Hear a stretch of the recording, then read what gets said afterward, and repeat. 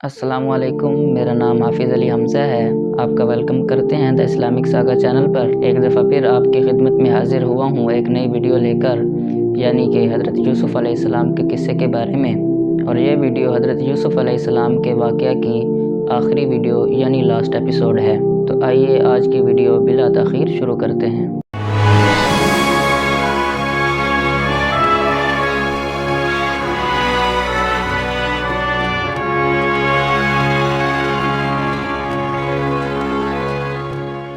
पिछली वीडियो में आपको बतलाया था कि यूसुफ़ अलैहिस्सलाम को कैसे वालिदैन ने और भाइयों ने सजदा किया और यूसुफ़ अलैहिस्सलाम के ख्वाब की ताबीर पूरी हुई।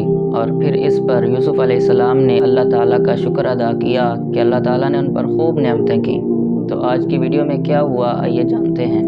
हज़रत याकूब अलैहिस्सलाम की बेटों को वसीयत और हज़रत याकूब और यूसुफ़ अलैहिस्सलाम की वफ़ात।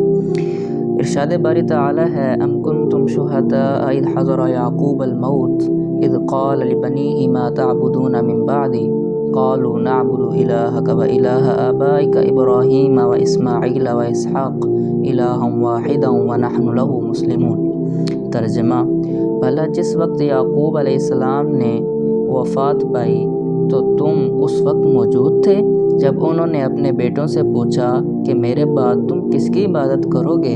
तो उन्होंने कहा कि आपके माबूद और आपके बाप दादा इब्राहीम और इस्माइल और इसहाक़ के माबूद की इबादत करेंगे जो माबूद यकता है और हम उसी के हुक्म बरदार हैं। नाज़रीन, इसका मतलब ये है कि याकूब अलैहिस्सलाम ने अपने बेटों को इखलास की वसीयत की। इखलास से मुराद वो खालिस दीन इस्लाम है जिसे अंबियाए किराम अलैहिमुस्सलाम अल्लाह की तरफ से लेकर मबऊस हुए। अहले किताब कहते हैं जब हज़रत याकूब अलैहिस्सलाम फौत हुए तो मिस्र के बाशिंदों ने 70 दिन आपका सोग मनाया। हज़रत यूसुफ़ अलैहिस्सलाम के हुक्म से अतिब्बा ने याकूब अलैहिस्सलाम की मैयत को एक ख़ास खुशबू लगाई। उसमें 40 दिन तक आप तरोताज़ा रहे। फिर हज़रत यूसुफ़ अलैहिस्सलाम ने शाह मिस्र से इजाज़त तलब की कि अपने वालिद की मैयत को लेकर ख़ानदान के दूसरे अफराद के साथ मिस्र से बाहर जाकर दफन करें। उसने इजाज़त दे दी।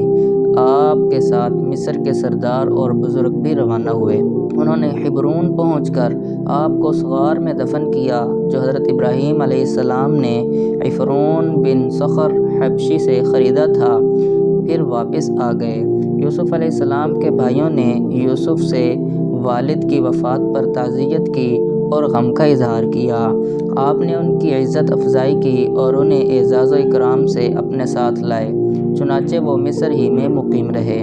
फिर हज़रत यूसुफ़ अलैहिस्सलाम की वफ़ात का वक्त आया तो आपने वसीयत की कि जब वो लोग मिस्र से निकलें तो उनकी मैयत को साथ ले जाकर आबाए किराम के साथ दफन करें। चुनाचे उन्होंने आपकी मैयत को हनूत करके ताबूत में रख लिया। बाद में जब मूसा अलैहिस्सलाम बनी इसराइल के साथ मिस्र से निकले तो आपकी मैयत को साथ ले गए और आपको आपके अब्बा व अजदाद के करीब दफन किया गया। अहले किताब के कौल के मुताबिक हज़रत यूसुफ़ अलैहिस्सलाम 110 साल की उम्र में फ़ौत हुए। नाज़रीन, अब बात कर लेते हैं कि हज़रत यूसुफ़ अलैहिस्सलाम के वाक़या के क्या क्या नताइज निकलते हैं और इससे हमें क्या कुछ सीखने को मिलता है। हज़रत यूसुफ़ अलैहिस्सलाम की ज़िंदगी में कई असबाक़ हैं। नंबर 1, सब्र और इस्तिक़ामत।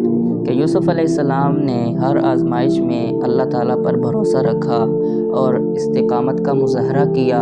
हर इम्तिहान में वो कामयाब हुए। दूसरा सबक हमें हया और इफ़्फ़त का मिलता है कि ज़ुलेखा के फ़ितने के बावजूद पाकदामनी उन्होंने इख्तियार की। हज़रत यूसुफ़ अलैहिस्सलाम में हया कमाल दर्जे की थी, इफ़्फ़त और पाकदामनी कमाल दर्जे की थी कि ज़ुलेखा के दावत देने के बावजूद उन्होंने फरमाया, माअज़ल्लाह, मैं अल्लाह की पनाह में आता हूँ, मैं ये काम नहीं कर सकता।